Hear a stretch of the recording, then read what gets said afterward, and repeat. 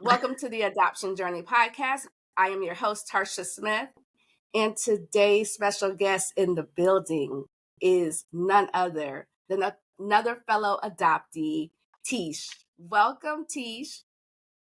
Thank you so much for having me. Hey. Thank you so much for coming on to the Adoption Journey podcast. So, I want you to tell us your story and start at the beginning.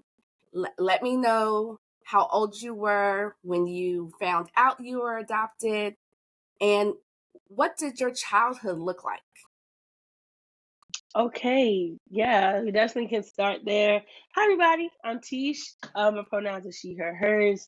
And I'm a kinship adoptee. So what that means is I was adopted within my family. Same race, was raised by my cousin and her parents, who are like my aunt and uncle, but I see them as my grandparents. Okay. So the family tree is very dynamic. However, I was in 3 foster homes when I was a baby.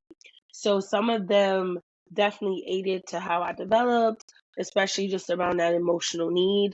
I was adopted at a really young age. Now, let I me was ask you adopted when I this. went. Oh, go ahead. Let me ask you this. Do you know, because you said as a baby, do you happen to Yeah. know what was going on with your parents, why you were placed into foster care so early? Yeah, so my parents are survivors of substance abuse. Okay. At the time, they didn't really have the support that they needed, and I'm Mm, the youngest of 7. mm, So, when I was just a baby, that's when everything around like child protective services, different decisions and choices were being made. I really started to talk about my adoption about 3 years ago. Like I'm close to 30, so about 3 years ago when I started to say I want to know more. Okay, like what? How is this void? How can I fill this void that I've been feeling? Does it have anything to do with my adoption? And so when I was I'm so adopted, glad you all I said that. remember. I'm so Oh, glad what? you Which said which that. part? I'm so glad because a lot of times adoptees or people think adoptees look, try and do that reunification journey or find out more because something was going on in the home or we were unhappy. And that's not, Mhm. at least I know that isn't my story. You just are like the void, you know, What I is want to it? know. The end. I want to know. Yeah, Go that's it. ahead. Period. Period. And period, right? And all I remember is when I found out I was adopted was I think it was under 10, and I was going to my birth mom was in a care center. My older sister takes care of her, bless her heart, honestly. And she was in the room, and my adopted mom was like, "Oh, this is your mom." And in my head, I'm like, "That's not my mom. That's not my mom." And then we left. I don't know what we are there for. I think we're visiting her or visiting my older sister. And I just remember getting a chocolate milkshake from like McDonald's afterward. And that's all I remember. Now the conversations of how did you know you were adopted, when were you told you were adopted, Mhm. that happened throughout my childhood, honestly. But it wasn't never a set conversation saying, Mhm. this is why you're here. This is why your siblings were separated. This is what adoption looks like, right? Okay. This kinship adoption in particular is so layered. And so my childhood, while I had all the opportunities, um, and we'll talk about that later, but I did go to some of the best schools. Was the first one in my immediate family to get a master's degree. I did travel the world. And so, but the emotional part, there wasn't the resources and the tools for, I think at the time, for my cousin to understand, how do we talk about emotions with you. So I use Mhm. my accomplishments as perfection to always Mhm. cross the standard, always cross the bar, and it caught up. And so that is the beginning of my story. Okay. Stop right there. You said you used your Stop. education. Girl, that's Yes. powerful. That in itself is powerful because you had the wherewithal to dig inside using your education. Everybody doesn't is not wired like that. Everybody doesn't think like I don't even know that I'm wired like that. That's deep. Okay. And it's also to your environments, right? Yeah. People make choices based on their environment. Yeah. So if education was easily accessible to me, I could get lost in books. I could get tutoring and see that A as like a bar, meaning like I'm on the right path or I'm successful. I'm gonna choose that every time to measure my success, to measure my worthiness, to measure no matter what was going on in my life, I was still excelling at this. And then it Mm. turned into my career. So Okay, I know we'll get into that because it what? turned into your I'm career. like, ooh, Oh, okay. So that you said you're the baby of 7. Now, were all I of am. your siblings also placed into the system, or did your mother keep any of them? Yeah, so I was the youngest in my so here we go. Are you ready? We're gonna break I'm this ready. down. I'm ready. We're gonna break it down. So it's me and my sister that's closest to me in age. We were adopted together. Okay. The third one, because I'm gonna protect their names. The third one, she was Yes. adopted by my aunt. Okay. We go to the fourth, she was adopted by my other aunt, and then the last, my oldest sister of us five, including myself and my two brothers, they were already old enough where Okay. they didn't go into like the system. And so we all had very different stories because of that. Absolutely. So we were, yeah. So that's so I would say I was blessed to grow with my sister in the same household Yeah. because even though we didn't really talk about, we're still very two different people because we had very two different experiences with how we grew up. Mm-hmm. Being the youngest is I did have just more opportunities. I saw what went well. I saw what didn't, and so I kind of adapted to that to like skate and be, I guess, a perfectionist and have control over some part of my life. So across the 7, we're just at an age where we're starting to build our own sibling relationships with Mm-hmm. intentionality. But we were robbed of that growing up because it just wasn't available. Okay. Okay. So you're with family, and you're you know who your mom is, and you didn't necessarily believe him. You went and got this milkshake. I was like, okay, No, okay. So yeah, let's fast forward a little bit. You're growing up. You have this information. It's not really talked about a lot, but you know. So yeah. um, it sounds like you had a pretty normal childhood. Like everything was, or am I assuming? No, and I would say like, I mean, what's normal, honestly? Like, I guess from like what society picks is like, oh, you have nothing to complain about, maybe is Gotcha. normal. I would say I had a very, when it comes to being fed, clothed, and given opportunities, I had a health that was healthy. When it came to my mental state and growing and not being a people pleaser and being able to be very frank about adoption, I say it was unhealthy. Like I said, they didn't have the tools and resources to be upfront with communication, to understand mental health, to say like you weren't being too dramatic. And if they had those tools and resources, when I say they, I mean my cousin and my grandparents who raised me and other family members, I think I would be a lot more, I'm not going to use stable because anything can rock us in life, but I think I would handle mental health in a more healthy manner.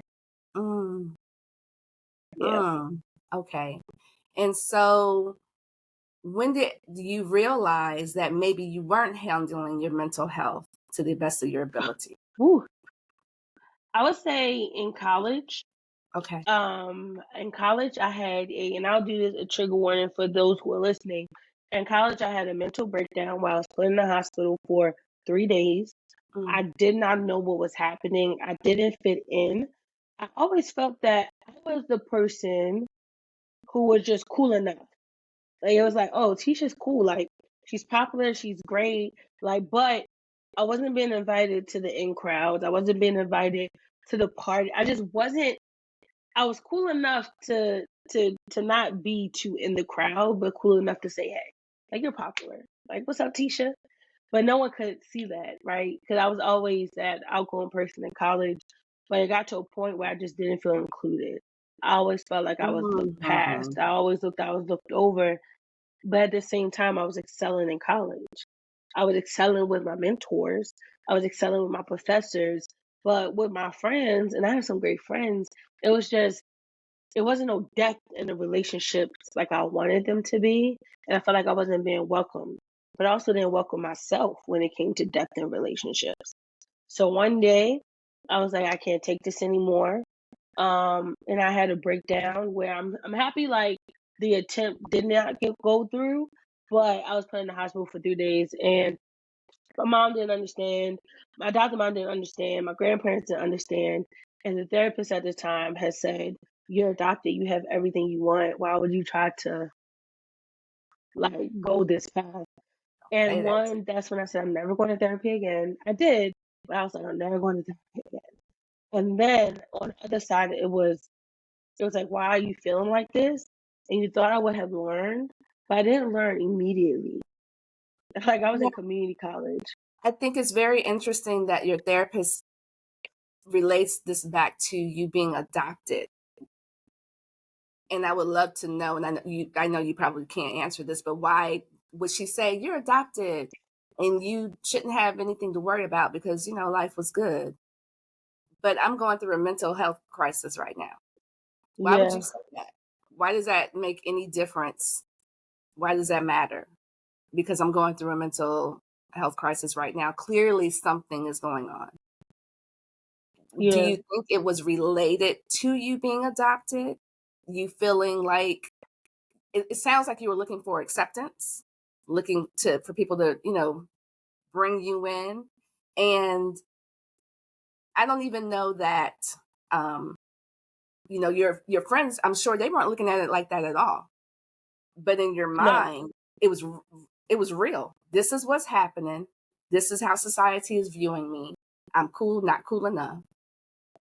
Do you think it played into the fact that you were adopted, or do you think, let's say you'd never been adopted, you still would have been in this Mm. space? Hmm. I don't know. I think if I hadn't been adopted, I probably would have been a completely different person. I would, Okay, excuse me, I would have been raised with different mindsets. I would got you. have been in a different environment. And I think going back to the question of why would that therapist say what they said? And there's this mindset in the world that adoption erases everything. Adoption erases the trauma, adoption erases the past you're on, it everything and you should be grateful. Adoptees should be grateful, they should be understanding because you could have had this life, but I gave you a better life. But that's not true. It's not true. You you could have, yes, had that life, but now Yes, you're in a different life. Now is that healthier? That depends on the person.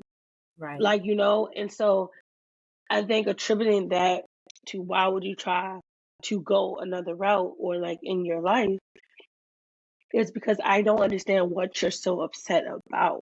Mm. If it's not tangible, what are you so upset about? And emotions are not logical.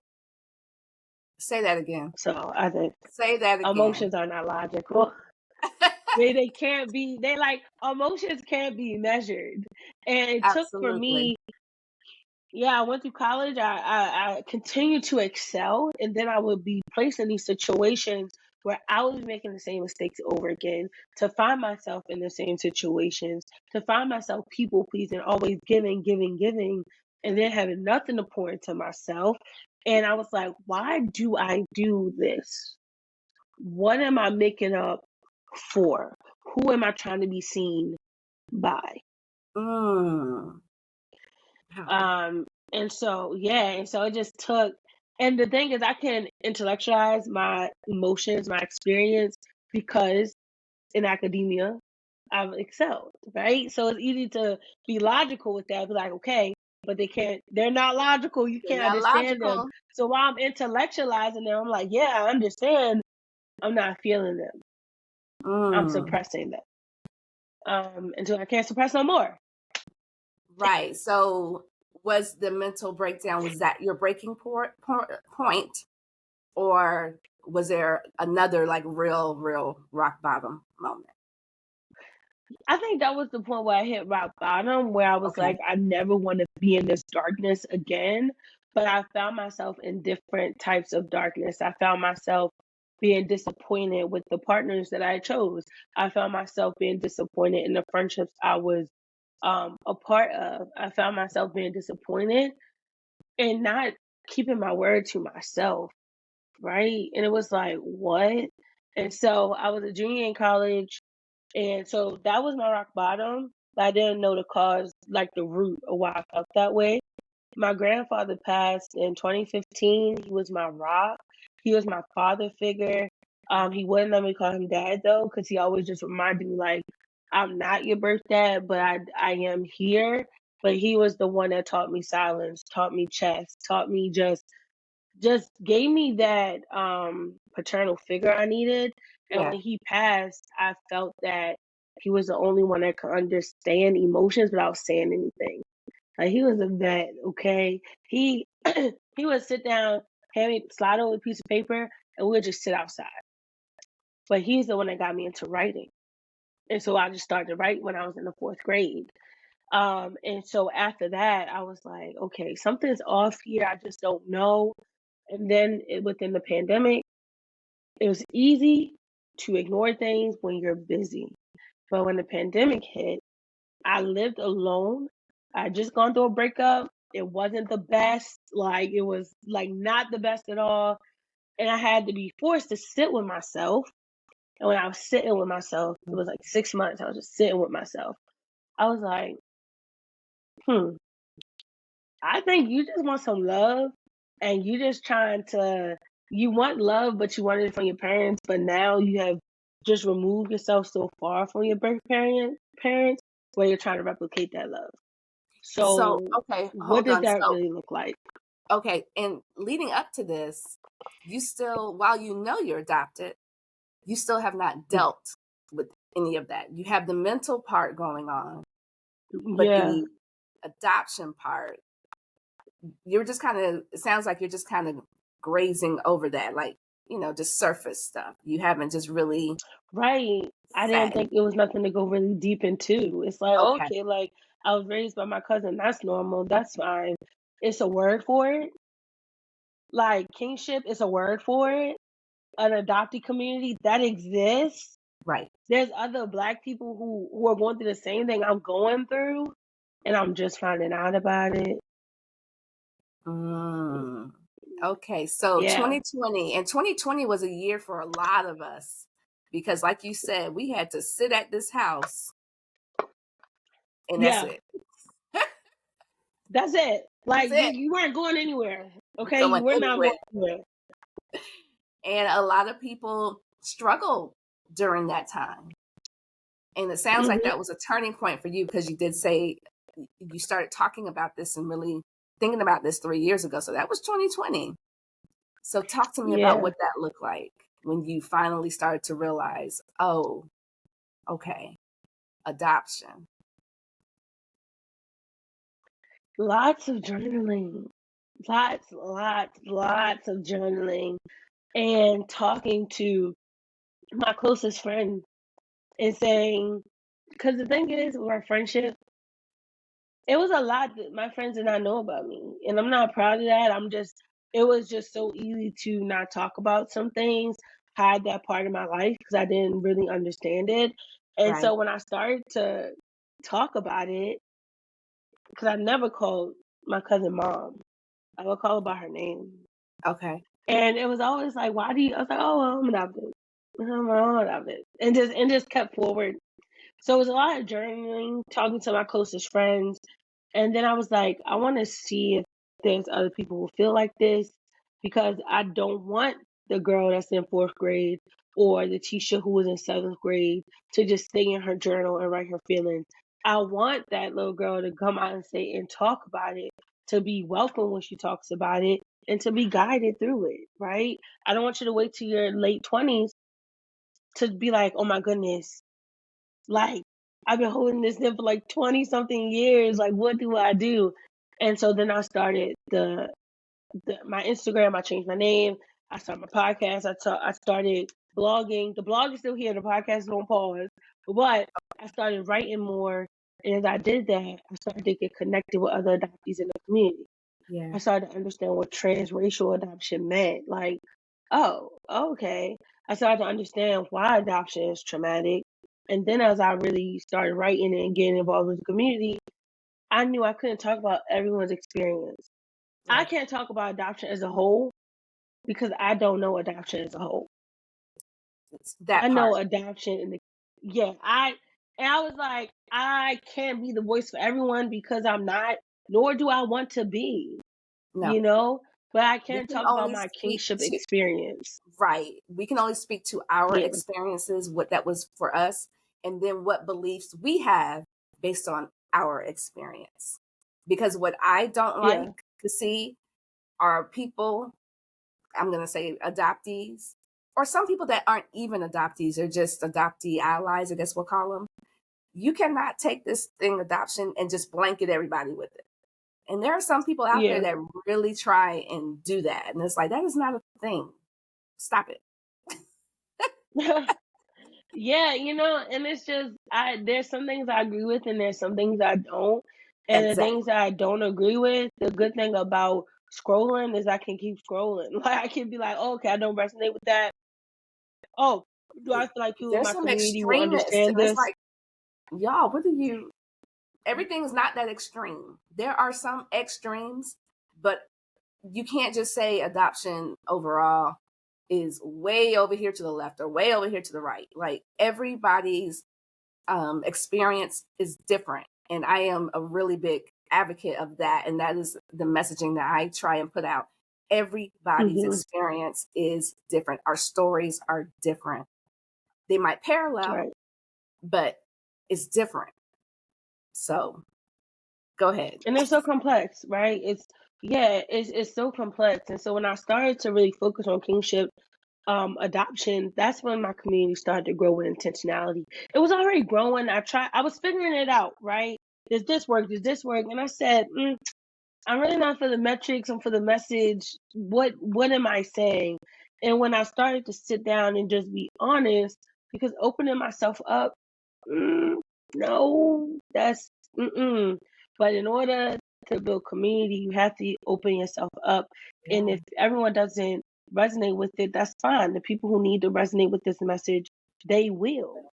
And when I started talking about kinship adoption, some of my friends who I didn't even know, they're like, "Oh, I experienced this. I was raised by my grandmother." And yes, that's kinship care and adoption, you know. And the thing is, it happens so informally within Black families. It's so stigmatized in Black families. It's so Okay. judged in Black families. Stop right there. Hold on. Hold on. Stop right there. I'm glad you said Pause, that. pause, pause. Pause. Kinship adoption in the Black family has been going on for decades, centuries, but not Decades, in a formal way, centuries. because we will swap some kids in a Mm. minute and don't tell uh, little Sharon that Aretha is really her grandmama Aunt and Betty. mama, and then Hmm. everybody, the family is like doing this and everybody's confused. And I was just talking about this with somebody. Then we get to the funeral and all these secrets start coming out, Yeah. or the family reunion and somebody's talking too much. We gotta stop this. We gotta. Yes, secrecy doesn't help It anyone. doesn't help It doesn't just anybody, but help honey, anyone. in our community, whew, you go back some decades, we were swapping kids and hiding pregnancies and doing this, and yeah, a lot. So I know that you're not of that generation. Was your kinship adoption, was it formal, or was it like, okay, you're just gonna go over here? So mine was formal. So Okay. I went to the judge. I remember going out to the judge and he was like, "You better be good." And I'm like, "I am." And then and then Okay. I walked out the courtroom. But it was formal. And what I found out is that my adopted mom told me, because we started talking about it more, right? In these past 3 years, we just started talking about it more. And she was like, "I never wanted to take rights away from your mother because she could have got herself together. Like, what if she had got herself together one day?" But she asked me, and I said yes. And I just just to know that I wasn't forgotten about, right? So it wasn't Mm. like take care of them as in like pushing off. It Yeah, yeah, yeah. was take care of them so they can be okay. Can Right. you do this for me? Because I trust you. Like, and as I've gotten older, substance abuse isn't a choice. I used to say that in therapy. I'm like, well, they had choices, they made them. Okay. And then I grew up and I said, oh, being an adult, no. And I started to see them in a level where it was like they are people like me. They made choices based on their environment. And while it wasn't the best, what support could have happened after that? And so I think a lot of that stigma that happens in Black families is the expectations of who we think people should be, how we think they should act, instead of helping and what's actually happening right now in front of them or in front of us. We do judgment and we say, oh, I'm going to take this away, I'm going to take that away, I'm going to rearrange, instead of what do you need for us to keep your family together? And Teach. from a state level, oh, yes. So I was Yeah. No, everything you are saying, you are on point. You are so on point. lots of Yeah, journaling. take a sip. You are on point. Mm. I'm like, wait a minute, talking a lot. You are on point. I'm just taking it all in because you are in the African American family. It's Hmm. we gonna judge in the heartbeat and have all the things to say, but And why? are we gonna look at that And person why? and be like, what do you need? What is happening? Right. What can I do for you? Come on, Tish. Where's the book? Come on. What? Oh, I could just like the poor person who's like, where is the book? I'm like, okay, Okay. okay. I forgot to do it scared. But it's true. And I don't understand it to the older that I get. But then I think of these young adults who are growing up and these kids are so angry. They're like so angry that no one helped their mom. They're so angry that no one took a second and said, hey, what does my dad need? Or how can I be with the state and work with the state to better keep a family together? It's always like, oh, we want to give someone else the benefit of the doubt, but can we give the benefit of the doubt within our own family members to our own relatives? And it's not easy. I'm not saying it's easy. See, Isn't. it is not easy out here, but it is possible.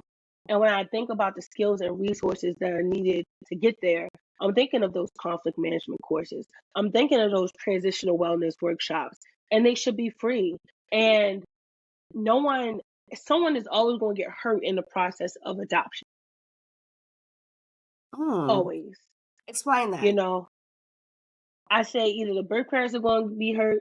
Now, don't get me wrong. There are some birth parents out here who really just don't want to parent and don't want their kids. And that's a reality that we have to face because unfortunately, that's very real. It's very real. But some birth parents don't have the luxury to say, oh, I want to keep my family together, but I don't know how to ask for help. I want to keep my family together, but I know I'm going to hear about this at every family reunion. I'm going to hear about how I can't keep it together, how I can't bring food to the table. And then we have, for me, I'll speak for my instance. I always was like, oh, I wonder what it would have been like if my dad took me to school. Mm. Oh, I wonder what it would have been like if I told my birth mom about my first relationship. What advice would she give? What would grocery shopping look like? And everyone thinks it's always on a really big scale, but it's those little moments, those one-on-one interactions that build a culture, that build a family, that build a community. And when you don't have those moments, and when you're not even given a choice to have those moments, someone will always get hurt in the end. Mm. Okay. Okay. Noted. And I do agree with you. Yeah, someone always gets hurt. I've not had anybody break it down like that, even though I think I knew someone always gets hurt. But the way you just Hmm. broke it down, I get that. Yeah. And I think and knowing we don't get to this part of the conversation before we turn off. So there's one side, and this is what I've noticed is I've been more into the adoptee community and just seeing the culture and learning my state's laws and things like that is we're so defensive. when we have a conversation about adoption, it's either adoption is trauma, and yes, it is, but how people have no idea about adoption. If we say adoption is trauma off the gate, do not tell how, do not, the person receiving it turns off immediately. And And then we that's have people why that's like, adoption is life. and that No. whole adoption trauma thing, it bothers me because of that very thing. The people that just go, Hmm. adoption is trauma. The end. Yeah. Because it's not like you're wrong. Adoption is trauma. It is But how, traumatic. for We who, have, what does but that look like? how? There's so that's such Hmm. a blanket statement, but you got to dig. Who was it trauma for? Hmm. There's more to it than that, and that's why I said earlier that blanket statement that here's your Yeah. blanket, the adoption community. No, we don't have a blanket, and adoption Right. can be trauma. I don't even want to say because, like you said, someone's always going to get hurt in the process. For me, that trauma was not. I didn't have that experience, that trauma, but I do know my birth mother because I just found them in 2012. And as I've gotten to know Mm, family and the story, okay, that's where the yeah. trauma it's there. It wasn't that I had never even heard that term, to be honest with you, Yeah. because I didn't experience any of that. It wasn't your experience.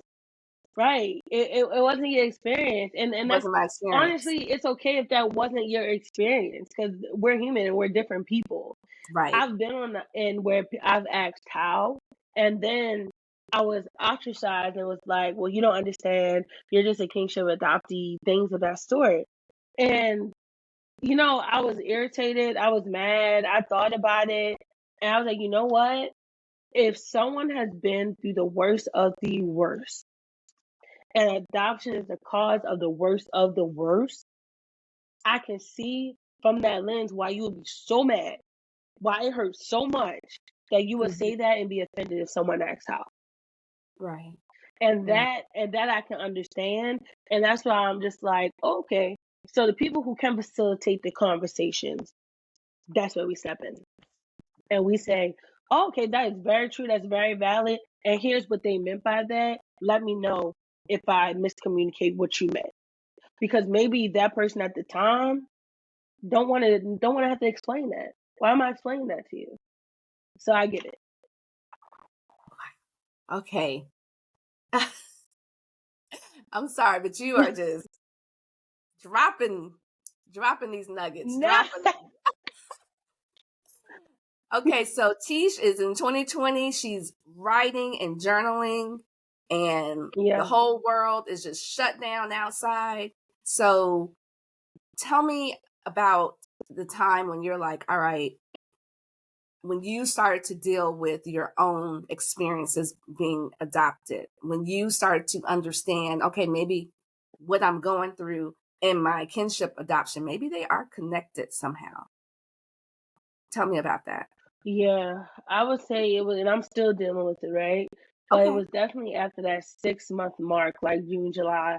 I was Mm. like, I talking to my friends, they just didn't get it. So I said, where is my community who get it? Mm. Because they were great. They were great. My friends are amazing people. My circle is phenomenal. But But if you some don't, things they will not get. and if you are not in these shoes, you won't get it. You can Right. try and So, understand, but you will never get it. hmm right. So I just started talking to my sisters, which was new. It was very new for me to be open about, like, I'm starting to have these thoughts because I would say they always wanted me to forgive my birth parents. Stop right there. Stop right there. I want to know what you think about that. And let me tell you why. Because when I found my birth parents, I had been told that too, to forgive them. But my experience, and I talk about this in my earlier podcast, I never felt any type of way. And so when I found them, what am I forgiving them for if I never felt any type of way. Now, I did have the opportunity to tell them just that. I don't know Mm, why. I never felt any type of way. I wanted to yeah. meet them. I wanted to find them, but I never felt like, oh, they abandoned me. They gave me away. I never went through that. And so people Mhm. could not understand when I said, well, what am I forgiving them for? Because, or am I, and as a fellow adoptee, that's what I'm asking you. Am I looking at that wrong? But I did say to them, listen, I'm good. My life has been good. Now, I did realize in that they felt a lot of grief and Mhm. they, but that wasn't my story. Or am I looking at that wrong? And that's a question to you for me, because I you don't helping think me. you're looking at it wrong.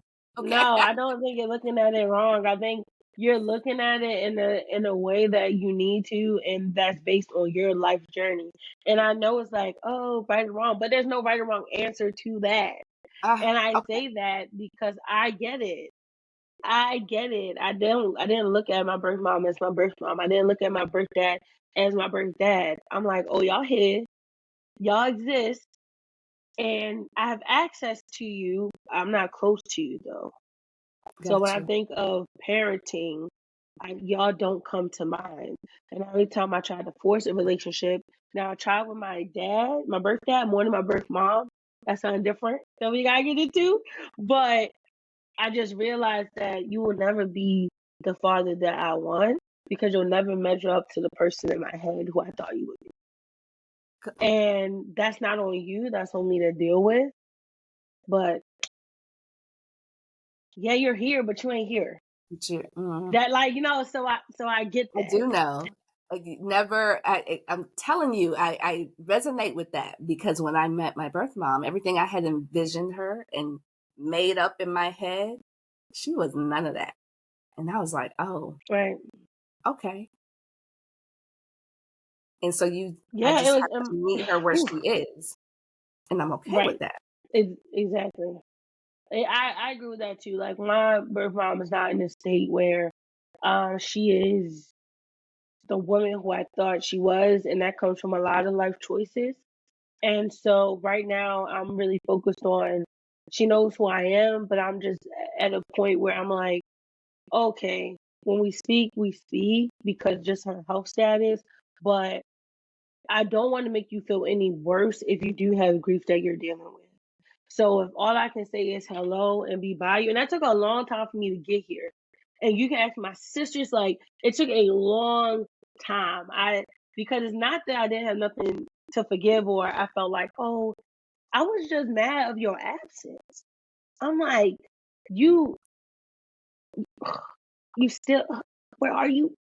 Where are you? And Ah, then my okay. birth dad, he would come around, especially with family events and family functions, Yeah, but he would appear and then disappear, appear and disappear. And that's when my sister was like, you can't keep doing this to my younger siblings. got you. So that's where I am with that dynamic, but I still am like this. It's neither here or there. It's no wanting, and I have let go the idea of wanting their love. Mm, okay. So you two are kind of like, I'm just going to meet you where you are. Yep, yeah. Yeah. I'm a. Then I, that's I'll all I meet can you do. where you. I'm gonna meet you where you are. Like And that's I love you because of your person, and you brought me into this world, and you right. also you kept, and I was kept in the family, right?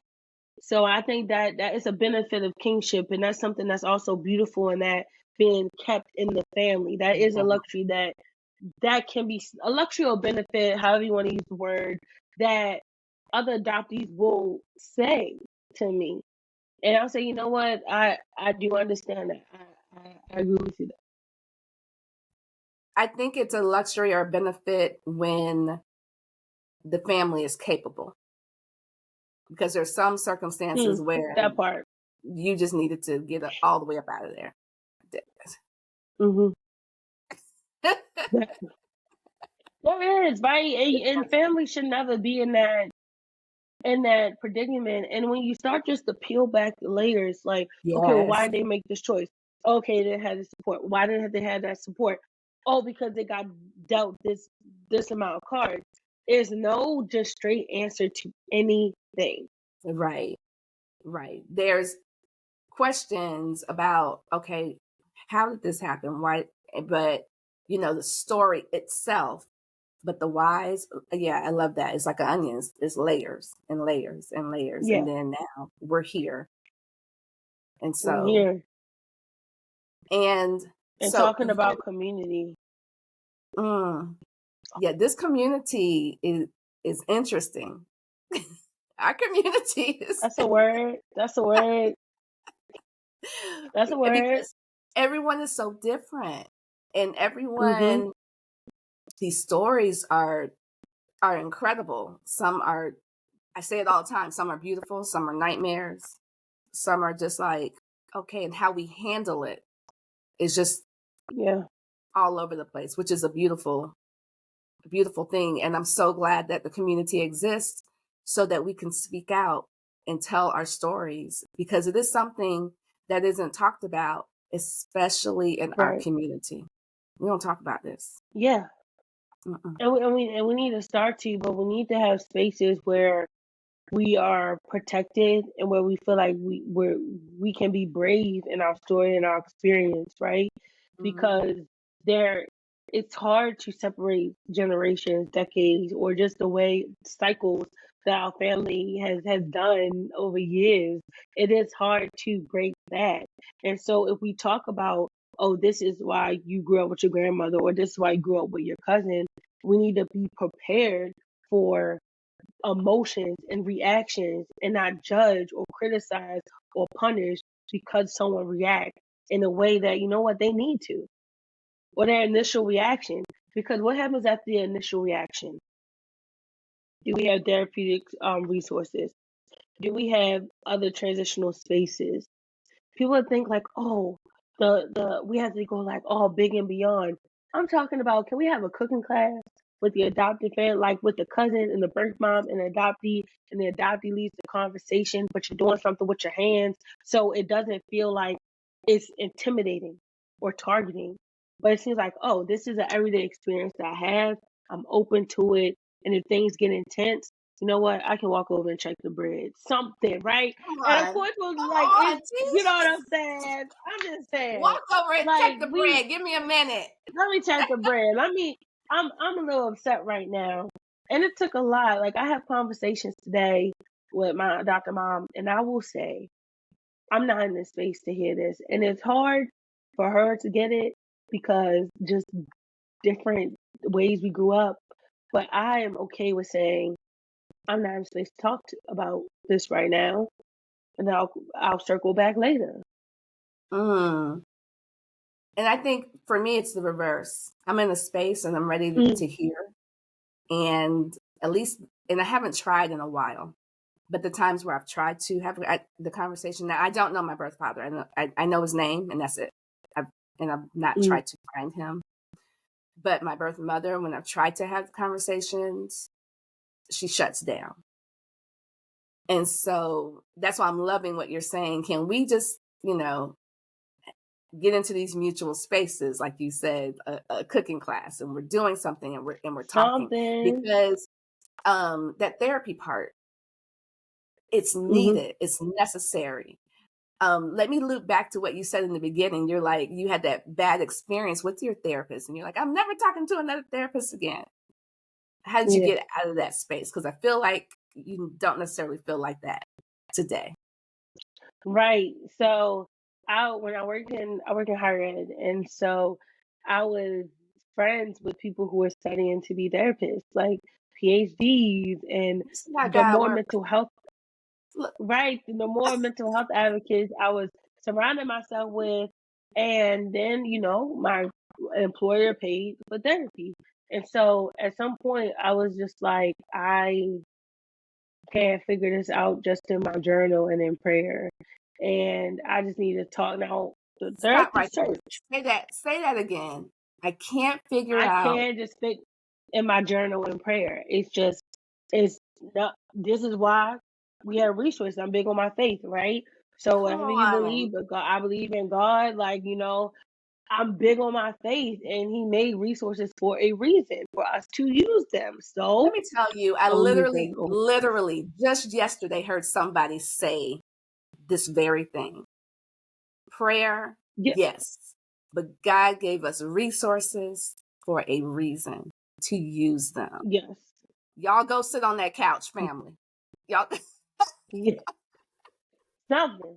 And therapy might look different for you. Like, there's so many forms of therapy. Like, and the thing is, I feel like adoptees should have therapy free for life. Like, I really do believe that, because it's not like adoptees said, "Oh, I want to choose to do this." Like, we didn't choose the family we chose. No, like that, we didn't do that, right? So, especially those who may have not been adopted within their family, but also I didn't choose the relative I was going with.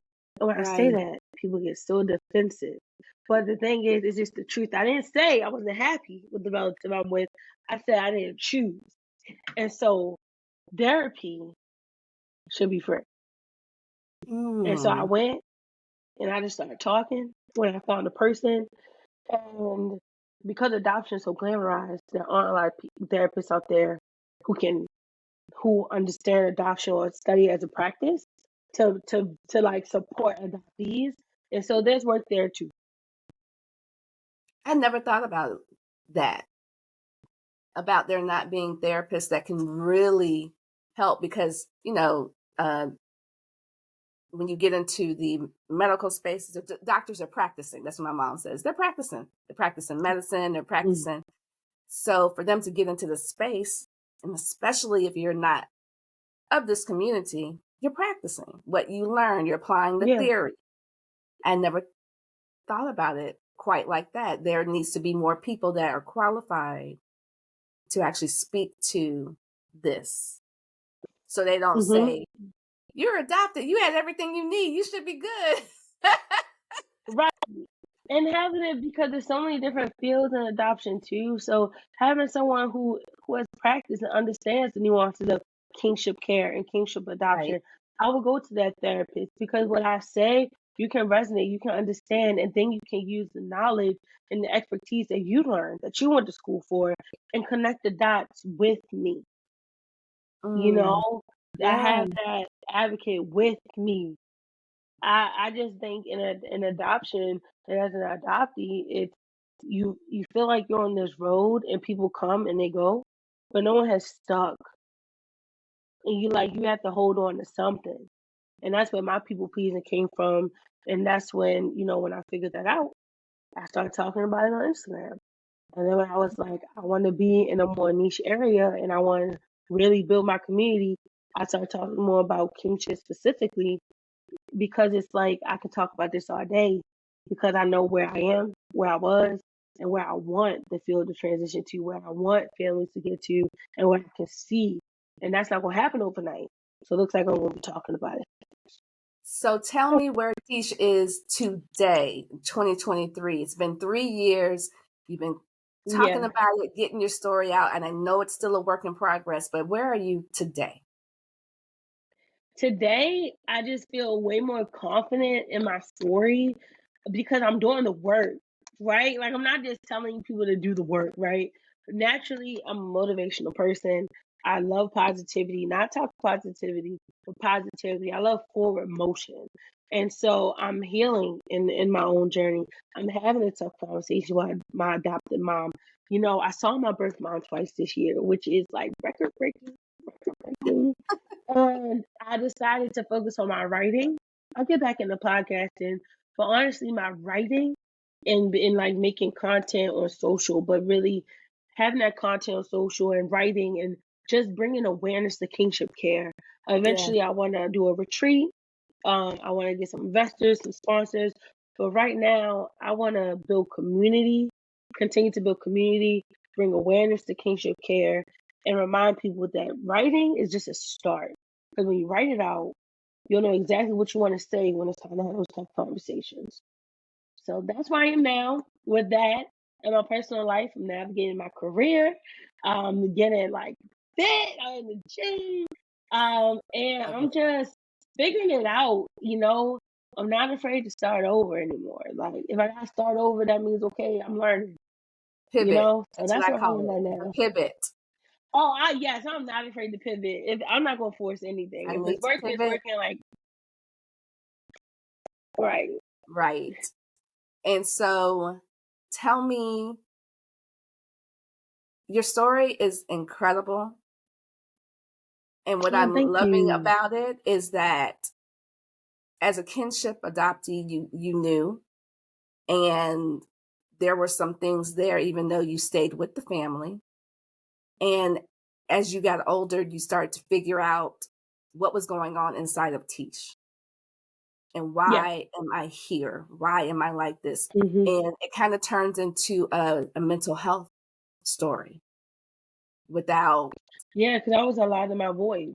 That was a lot of my voice. It wasn't things that were logical. It had everything to do with my mind. right. And who you've blossomed into because of that is incredible. And Thank you. you're welcome. And so I hear all these things that you desire to do, the retreat, that in itself, your idea that adoptees should have um, therapy for free for life. I never even thought Mhm. about that. Birth parents Yeah, probably and should then too. mhm. No, honestly, yeah, and I'm not the only adoptee that feels that way either. Many are saying that, and I agree. But I think it's, you know why it's coming up more now, because we're more in the mental health space now, more Yeah, than it's we've ever definitely been growing. before. And people are starting to Mhm. recognize, okay, this mental health thing for a lot of us is connected to that adoption journey. And Mhm. so, but we need to have therapy sometimes, to figure out where we are. So in the future, what can we expect out of Tish? Where's she going? Where I'm going, you definitely can expect more blog posts. You can expect me to get on video more. If you need me to come in and do a workshop, to really talk about kinship care, my kinship adoptees out there, connect with me. Let's talk. Let's make space for one another. But you definitely can see me more on the blogs, more on video, telling my story, but also telling ways that I wish we had more resources in the community. So I'm at And adoptedblackgirl.com. I was just going to say, tell them how to find you. Yes, I got you. You can find me on adoptedblackgirl.com. That is my name on TikTok, Adopted Black Girl, on IG, Adopted Black Girl. We're developing Pinterest, but those two socials and my website. And family, I will drop her information below in the description. So all you have to do is go and click. So it will definitely be there. Thank you. You're welcome. Tish, thank you so much for joining me. Thank you for Your having me. conversation, and that's what I love about these conversations. You never know where they're going to go. Your story Right. is inspiring. You keep going because we have work to Oh, do in this yeah. community. Oh, yeah. We We we have do. work. We do. We have work. Thank you, family, so much for joining the Adoption Journey podcast. And until next week, bye, family.